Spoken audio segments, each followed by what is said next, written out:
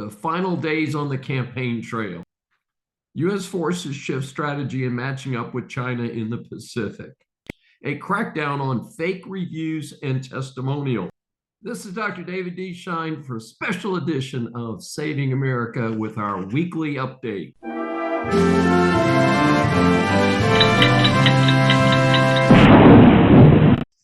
Final days on the campaign trail.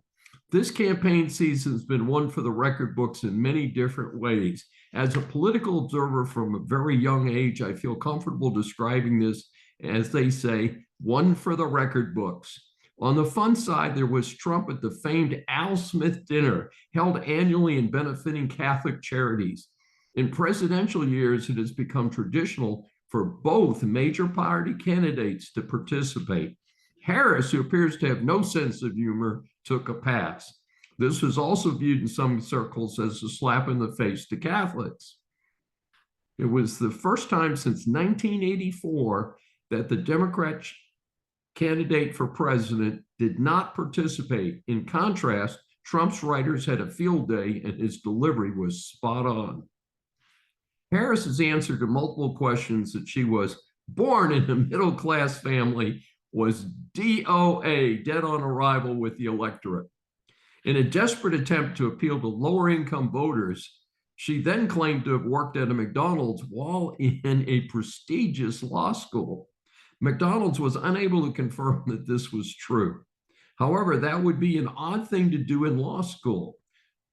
That is something that I have never really seen done. I mean, it's possible, but generally, law clerks have lots of lucrative opportunities to work as law clerks, help judges, do charity work. There's all sorts of things to do, generally not working at fast food restaurants. What her campaign did was to bungle into setting Trump up for a coup de grace, as he made a good-natured appearance as a worker at a McDonald's. Even some of the slopstream media had to admit that it was a hit. Harris seems committed to spouting the party line. When quizzed about whether Joe Biden is okay, she refused to admit that she is in the race solely because he is absolutely not okay. But then she could not explain why she was dropped into the race to replace him. Given the close numbers between the two major political parties, House and Senate races are important everywhere. Here in Texas, liberal millionaires have decided to try to get rid of conservative Senator Ted Cruz. They picked Colin Allred, currently a Congress member, to try for the upset. I believe this may go down in history as the most expensive U.S. Senate race. The TV ads run day and night for both candidates. Allred's biggest problem is that there are plenty of clips of him spouting off on his extreme liberal agenda. I call this the K. Harris problem. This is not 1924. A candidate cannot run around pretending to not say a bunch of stupid and anti-American things. The other problem is that there are an incredible number of TV ads attacking Cruz on abortion. The clear problem here is that abortion is now a state-by-state issue. If this is Allred's big weapon, then he needs to run against Texas Governor Abbott next time the seat is up for grabs. The election is just days away. There will be plenty to talk about after the votes are counted. U.S. District Court Judge Tanya Chutkan released a redacted version of the appendix to Special Counsel Jack Smith's election interference suit against former President Trump. This was tied to Smith's attempt to work around the SCOTUS presidential immunity ruling in this politically motivated case. The Trump camp fought the additional disclosure, arguing that the timing close to the election was election interference. Chutkan claimed that not releasing the documents in this highly charged and bogus case would be interference. I hope that the next Congress will investigate her actions with an eye towards impeachment. The batch of documents reportedly runs 1,900 pages. Anyone hoping to find some cool stuff will likely find all the juicy stuff was redacted. My take on this entire case is that an extraordinary waste of taxpayer money. Boeing and the union reach a tentative deal to end this big strike. This is a case where 33,000 union workers on strike are giving the Democrats a gimme, so things are delayed past the election. Boeing as a company is critical to America. It is the only American company making major airline jets. It is also involved in defense manufacturing. Due to what happens to be Mismanagement over a long period of time, based on my opinion, the company has not been on top of safety, which always should be at the top of the priority list. The unions are getting a huge raise, just as we recently mentioned with the tentative dock workers strike settlement. However, just as that crew wanted to block automation, the Boeing union wants to restore some pension benefits that have been eliminated. Mortgage rates rise for the third straight week. In news that's unlikely to help the Biden-Harris administration, despite the reduction in the federal funds rate, highly publicized a couple of months ago now, the short-term reduction in mortgage rates has reversed.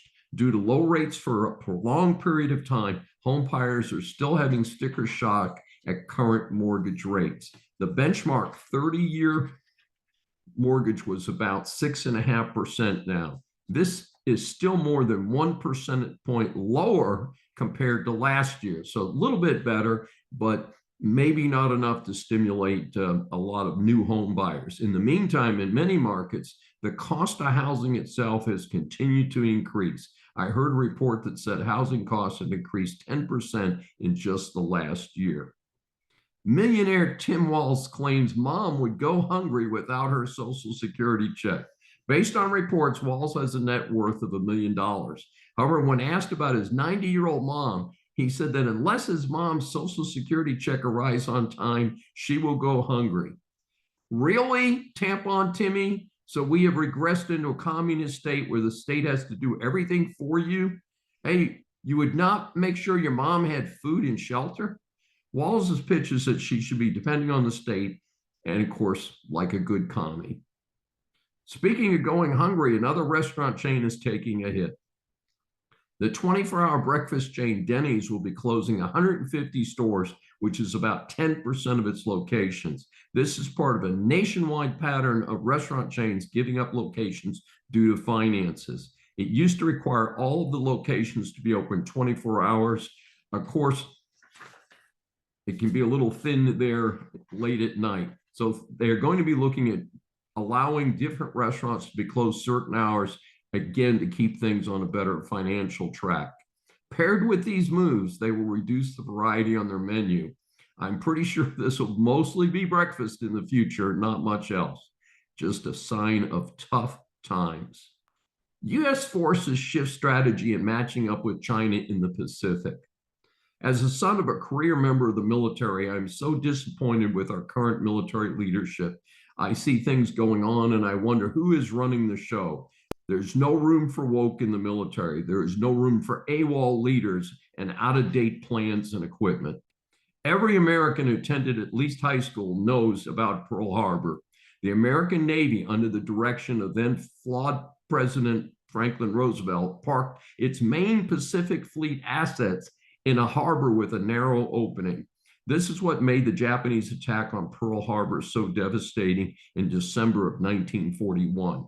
Given this extraordinary tragedy, I would think that any future military leadership would spread out key assets, especially with the very real threat from the whack job running China and the junior whack job running North Korea.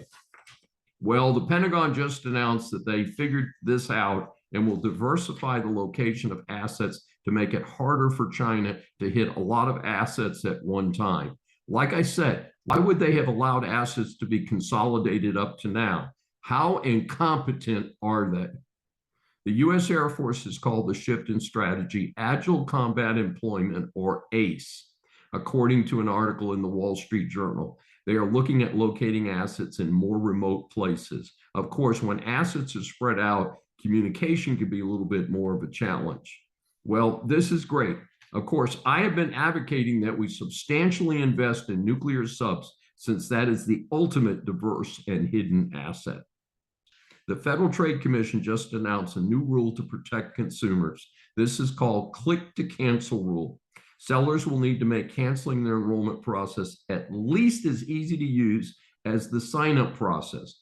FTC Chair Lena M. Khan stated, nobody should be stuck paying for a service they no longer want.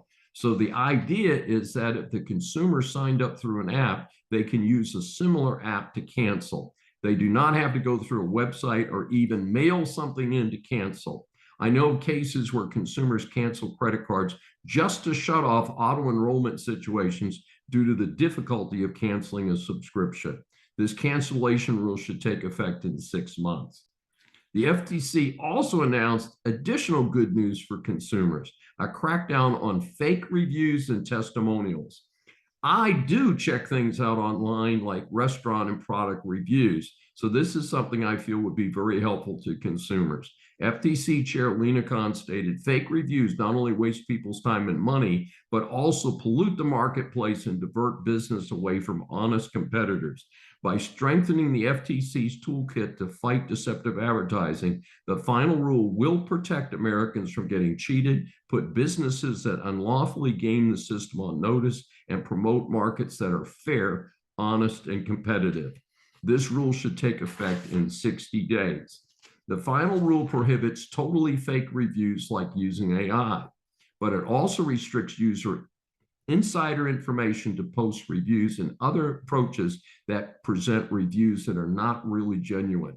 For insiders, the business would need to disclose their relationship to the business.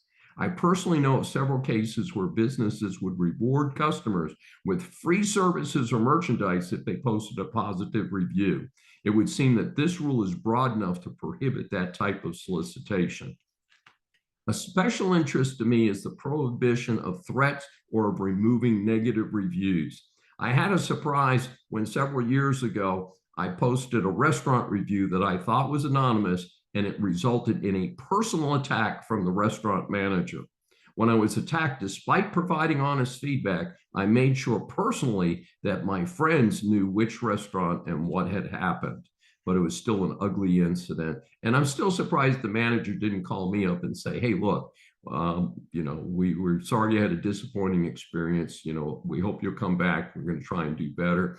This manager was all about, must have been your fault, not ours. Oh, well. The rule also restricts setting up fake social media accounts or using fake accounts to set up by others. Too soon to see if this will help consumers, but certainly I hope so. This is Dr. David D. Schein for Saving America. Thanks for joining us, and please subscribe on your favorite platform.